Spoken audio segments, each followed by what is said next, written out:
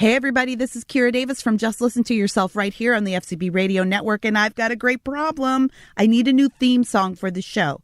So I am asking listeners to send in their submissions for new theme songs for Just Listen to Yourself. If you are a musician or a songwriter or just somebody who wants to try their hand at it, go ahead and send us a song that you think could be used for the theme of Just Listen to Yourself. You could have the chance to win $150, but better than that, your song could get an official release on the Orchard and Sony records. That's right. The Orchard and Sony records will release your song as an official single, and it'll get played all across the FCB radio network to start and maybe beyond. Send your entry to JLTY at protonmail.com. Contest closes May 31st. This is the FCB Radio Network, home of the best personalities and where real talk lives. Online at fcbradio.com. FCB. Welcome to a mini-sode of Just Listen to Yourself with Kira Davis. I'm your host, Kira Davis, and this week we got to sit down with author Charles Love. Charles is the executive director of Seeking Educational Excellence, a nonprofit whose mission is to empower disadvantaged students to reach their full potential. He's the host of The Charles Love Show on 560 AM, The Answer, and he's the co-host of Cut the Bull podcast. Charles is a scholar at 1776 Unites, contributing writer at City Journal and the author of 2 books, Logic, The Truth About Blacks and the Republican Party, and We Want Equality, How the Fight for Equality Gave Way to Preference. His latest book, Race Crazy, is scheduled for release on September 28th, 2021, and it's available right now for pre-order. And our interview picks up after our introduction. Unfortunately, for some reason, I didn't get my stellar introduction of Charles Love recorded. But just know that I said many, many kind things about him because he's actually an exceptional human being. And I had a great time talking to him. We're definitely going to have him back. So enjoy this interview with author Charles Love. On this show this week, we have been talking all about CRT. And I had Daryl Harrison on this week to record as well. And so it's on the mind of our listeners. So tell us, first of all, welcome to the show, Charles, first of all. And fantastic intro. I need to just carry you around. Introduce me. This is awesome. I'm pricey. I'll warn you. I'm sure it's worth every $1. Thank you. Well, tell us why you felt moved to write this book. Obviously, the 1619 Project is in the news lately, and a lot of people are curious about it. A lot of people are curious about critical race theory, and it's really hard to kind of get a foothold on it because it's such a, I don't know, it's a vague idea. I keep saying it's a very vague idea. But you took on the challenge of sort of committing all this to paper. What made you want to do that, and how difficult was it to kind of pin down CRT? Well, there's a lot there. It was difficult really for 2 reasons, and what made me write it. So I'll answer both. Yeah. What made me write it was that I saw these people kind of flocking to the movement, and I know I full disclosure, I'm a conservative, not a Republican, but a conservative. Mm-hmm. And like me. Mm-hmm. And I don't begrudge anybody else's approach to the madness that is. Whatever we can do to help is fine. But we all have different approaches. I see you talk about that a lot too. Mm-hmm. Mine seems to be somewhat unique. I hear a lot of people talk about different things, but my approach is always to give them their argument. I just think what the left wants is so crazy. Why even debate the craziness? Just say, okay, let's assume you got what you wanted. Then what would happen? Mm. So, but this was different. I was seeing people flock to BLM and whatever the name is of the day, CRT, anti-wokeness, anti-racism. They were flocking to it because they were like, hey, I saw George Floyd get killed, or I watch the news and I see a bunch of black men get shot. It must be bad. So why not support them and help them out? Which is fine. I don't begrudge them. I think most of the people who are supporting them financially and otherwise just say, hey, they got some positive things that they want to do. But you find out what the rhetoric is, what the demands are, what they really believe in. It's scary. And unfortunately, I noticed that 2 or 3 things were being highlighted. Granted, it's because they were so bad, but we've all heard it. They want to destroy the nuclear family and they want to defund the police, right? And that was easy to attack. And so we heard that constantly, to the point that they finally took the nuclear family piece off their website. But when I started looking into the things that they were demanding and the things they wanted, it was far worse than that. I mean, they were openly talking about, so for one, there's a lot of weird sexual stuff in it. So it goes from women need to play, feminism is strong, to cis. I'd never even heard this term before. It's cis hetero. What is it? I can't remember. Cisgender heteronormative. Yeah. Something else. There was something else. It was some long term. So you had that, and there's all this. What about the trans thing, right? And so people are like, okay. Yeah. It's not even about your views on transgenderism. It's like, but hey, I thought we were fighting for the black man getting shot in the back. Right. And now we're talking about, right. immigrants and minimum wage and fighting for Biden. I mean, which is it? So, because a lot of people, if they knew that, probably wouldn't go there. Another thing is they openly say they're anti-capitalist. So how can you be the CEO of a major corporation and give money to a group that wants to end capitalism? Right. So I would have to assume they don't know. Right. So I wanted to point this stuff out, all these lesser things that are very important that aren't being said out, for one. And then really quickly to your point on the CRT, the names keep moving. Most of what they want is similar, not exactly the same, but similar. They just might have the same 4 things they want, but each group puts the different one as number one, right? Whereas BLM is talking about police, but they talk about all these liberal progressive ideologies. And 1619 is talking about slavery, and then they talk about all these other things. And CRT is just like the system. So they're all similar. They all would tell you that the system is racist, right? But, each one gets notoriety from a different way, and they all have their problems and their attacks on the country. At the end of the day, they say they don't, but they end up attacking the country. But what's worse is that, like CRT is mostly saying the system is racist to its core. So until we fix the system and admit that it's racist, we can't fix it, just adjust things around the edges and think that things are going to change. Right. So now that's the new, word that everybody's talking about and everybody's pushing back. And I read some legislation on it, and it doesn't, I focus a lot of my book on 1619 because the children are our future. When you and I first met, we were talking about the school thing and what's being pushed in schools.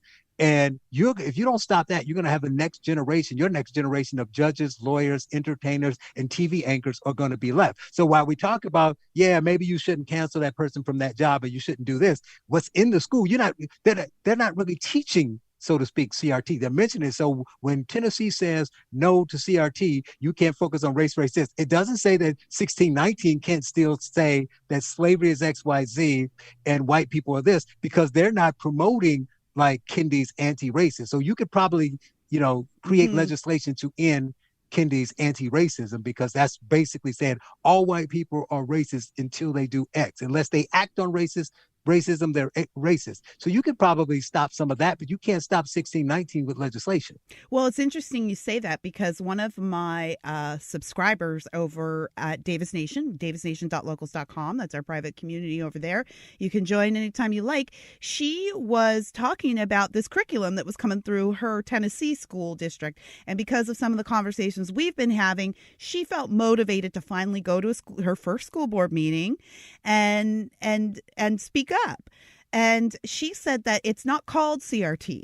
And so, and it's even watered down a little bit. So when the school board was apparently very shocked at the number of parents that were pushing back, because they were saying, well, this isn't critical race theory. This is, I think the acronym for it was like AVID or something, right. It carried it was all of the same thing, everything that you just said. And the school board was so shocked because they were like, well, this isn't, I don't know what the problem is. And the parents were saying, actually, no, it is. Here are some of the parallels. Here is the curriculum, the lessons that directly mirror each other. And I think a lot of parents, to my mind, one of the things that's going to have to happen here, Charles, is parents need to start getting to their meetings so that they can see what the school board is doing and what they think they're doing versus what they think they're not doing. But with that said, I get this question a lot. I'm going to pose it to you. Is there an alternative to CRT in our school system? If people want to they do want to like have education include, the overarching themes of like the racism that has gone on in this country. And of course we want to solve any continuing problems with that. And there is a conversation to be had there about minority versus majority and all of that. Is there an alternative to CRT in the schools? Well, unfortunately, right now there's not. But I think that there's going to be a race to fill that void like anything else. You mentioned my organization, Seeking Educational Excellence. And you touched on two of the key things we do, because I am generally, if you ever listen to my show or see me speak, I am a solutions guy. I don't get caught up in who's mad about this. Right. My response is, so what? What are you going to do now? So we looked at that and said, where is the void? And you hit the key. COVID woke up some parents because being remote learning, they saw some things. So we say two things. There are teachers in the school that have some leeway, even if the administration's giving them curricula, they have 30% where they can say, we're going to dictate what tools we use, but they don't have any tools, right? And then the other piece is who's pushing back against the people who manage the gate, which isn't the teachers. So we, are trying at Sea to get parents organized to help them with all these other groups that are springing up all over the country, kind of create an alliance of them and get some of those people not only to go to those school board meetings and speak up, but to run for the school board. Get the weakest link off the board. That's one piece. But as far as curriculum, we are nearly done with developing an LMS system that's kind of like history and civics. That's true. That's clear. It's not whitewashed in the country, but it's also not saying that the countries are racist. But the key to what we're doing is we're offering it for free. So if you're that teacher who's looking for an alternative, it's link-based, it's got videos, it links to source data, it leads to archive data, and you just say, here, I'm a teacher, here's something I want to use, because you got to offer them alternatives. They've been in the schools too long, and it's 1619 is in 4,500 schools. And most of that happened before George Floyd died. Chicago put it in all their schools a month after the project launched. So this isn't a CRT thing. CRT is late. This is all rhetoric. Getting to the kids, that was their plan. The Pulitzer Center in 1619 planned to put that project in the schools. So it's already in a lot of schools. And so and a lot of you parents out there that is really illuminating, because one of the things with this COVID stuff that as you pointed out, has stripped away some of our comforts. We've kind of come face to face now with some of the issues we have. One of the issues that one of the reasons why the teachers unions, I think, have been acting so shadily on getting back to school was one of the things they kept saying, they didn't like the idea of parents being able to see what they were teaching on Zoom. And I even had an experience where I was sitting eating next to a teacher here in California in a restaurant and listening to her talk about how she didn't think it was fair that parents should be able to watch her teach. And so and we were on vacation. When we were young, you used to be able to just go and sit in the class if you wanted to. Many parents didn't do it, but they could just go and do that. Yeah. No, my husband, we were on vacation. My husband was like, shut up, don't say a word. Because I was like, how dare you? I was ready to throw some hands. But he was they actually, some of the schools sent some stuff out to the people. So they had rules like you have to not wear pajamas and all that stuff. And then some of it was like, you can't be in the room or you can't do this. And it's like, who are you to tell a parent what they can do in their house with their kid? And what are you going to do if they don't do it? You're going to suspend the kid and send them to where he already is? Right. Go to your room. Right. Well, I think a lot of parents need to start going to your school board meetings. You need to start seeing what's in there already, what you can push back on. And, they sneak this stuff in knowing that a lot of parents just will take for granted that the school's doing the right thing for their kids. So go ahead and show up. But the other thing that I wanted to mention or ask you about was, well, first of all, tell us the website for Seeking Educational Excellence. 1619 Exposed. 1619 Exposed. So keep your eye on that, folks. He said they're working on the curriculum. It's interesting that you brought that up, because here in California, last year or the year before, we were embroiled in a huge battle with the teacher unions over sex ed curriculum. The gender thing, yep. We lost which wasn't unexpected, but there was, I mean, we have a lot of immigrant parents in the state, and immigrant parents are very traditional, and they didn't appreciate the public schools taking so much leeway. And I've never seen such blatant racism in my life. Like, I was going to school board meetings where it was like 90% Hispanic parents that don't speak English, and those people were just like, we can tell you what to do because otherwise you don't want any threats coming into your community, do you? Right. Which is basically a threat to sick ice on them. And so it just was so chilling to see that. But one of the things that people don't understand about the sex ed curriculum, because you can write about it and then you can go to the state site, and the state site will just have a few items, but it doesn't look that crazy. And you can look at there and you can say, hey, what the state is doing isn't that crazy, but you got to click through the links. What you click through to are free resources from places like the Human Rights Campaign that have fully packaged curriculum ready to go, free of charge for teachers to stick in their classroom that can guide them into this already approved curriculum spectrum from the government. Right. That is, and it's something that teachers use because a lot of times they have to pay for their own resources in classrooms. So they do use those things. I think that the proper response, Charles, is what you guys are doing, which is to provide a counter to that, right? Mm-hmm. Provide free literature, free curriculum for teachers who want to expand on the historical learning that we currently have, but don't want to do it in a way that's going to be harmful to their students of various races. Right. I think so. And you talk about what they're teaching.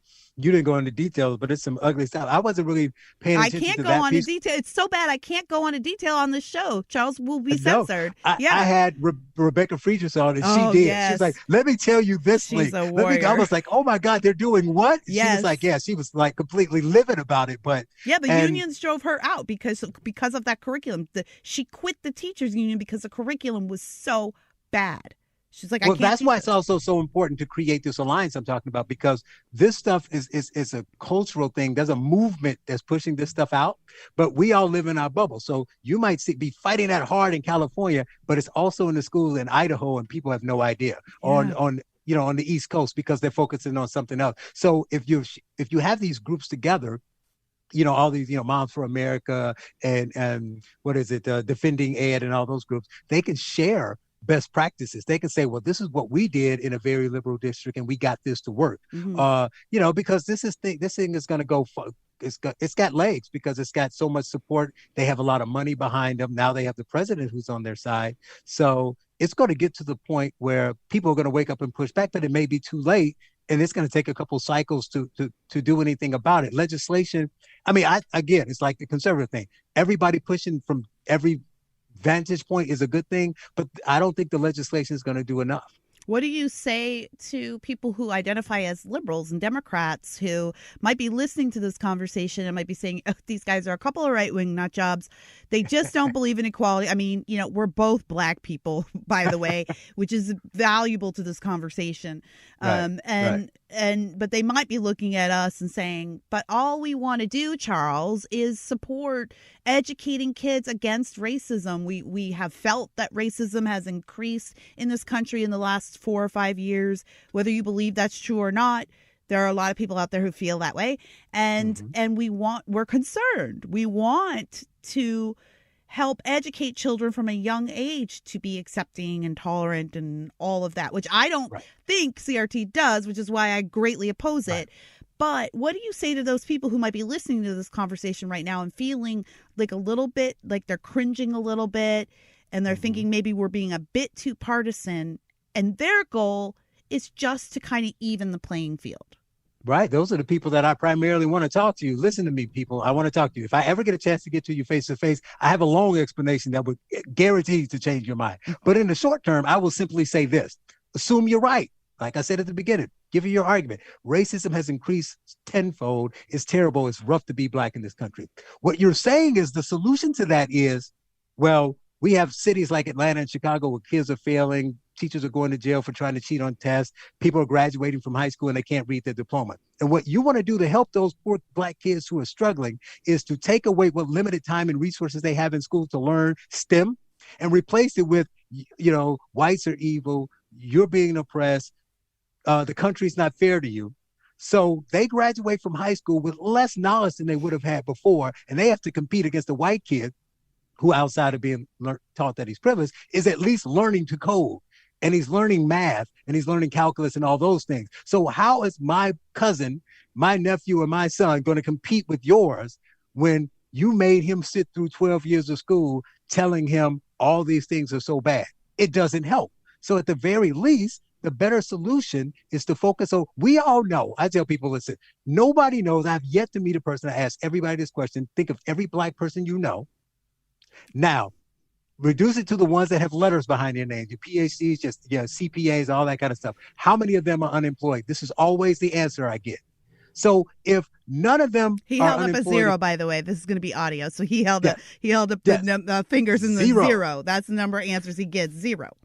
So if none of them are unemployed and a very, very small percent of them are profiled by police, as opposed to the larger group of Blacks who are poor and struggling, we can deal with the racism at some point. But it sounds like the easiest fix, the low-hanging fruit, is to just educate everybody and make them all CPAs and engineers. You just solve the racism problem. You make it sound so easy. Well, it is if we focus on engineering instead of focusing on what happened in 1846. Right. And that's a good point. And unless you're white racist, then you think that Blacks can't learn to engineer. Well, you know what? That is exactly what I was about to say, because in some areas, we are seeing the elimination of AP programs, AP courses, advanced placement courses in Florida, in New York, and even here in California, they're trying to do it, which would eliminate these advanced courses, which reward kids who are anxious to apply themselves to academics, reward them with more. And this sounds counterintuitive to some minds, but it rewards them with more work so that they can achieve and get to the level where you can break into those elite schools. They want to to even the playing field. And this is what I was talking to the audience about on my critical race theory episode about the difference between equity and equality, right? Equity is cutting the knees off of the taller guy so he's the same height, rather than equality, which would be raising everybody up to the same height. Their goal is to cut the knees off of white people so that they're at the same level as where Black students are, but Black students don't want to be on this level. We would like to be higher. We don't want you down here with us. We want to raise. We want to be. Plus, you're just going to make a bloody mess. All your knees are chopped off. Your veins are spewing blood everywhere. You're going to make a bloody mess, and nobody's going to be able to stand up in it. Can I give you a quick thing, real quick, about that? Those programs that AP and all those things are supposed to help the people who need pushing or who are willing to go further. We talked about this before. So I'm from Gary, Indiana. So there was no racism there because it was an all-Black town, right? We had 6 high schools when I graduated because the city was larger then, and many elementary schools. I don't know, 40 elementary schools. And me and my friends went to the gifted and talented program. Where'd you go? Right. It wasn't that they were all smarter kids. It's that it was the parents and the kids who were willing to do extra work because we had to go on Saturday. Yes. So when I graduated high school, where'd you go, Charles? To high school? Yeah. Where was Horace Mann? Oh, yeah, that's right. Horace Mann, right across the street from where I lived. Yeah. Oh, yeah. So when I graduated from high school, the valedictorian at all 6 high schools went to the elementary school I went to, and they were all in the same gifted program I was in. Wow. All 6 high schools, same race. That's not it. It's the same socioeconomic conditions. It's just that those were the people who get pushed. So we were willing to go to the gifted program, which meant already it was baked in that we were eager to learn. And then they gave us some additional work. What we got out of it was work.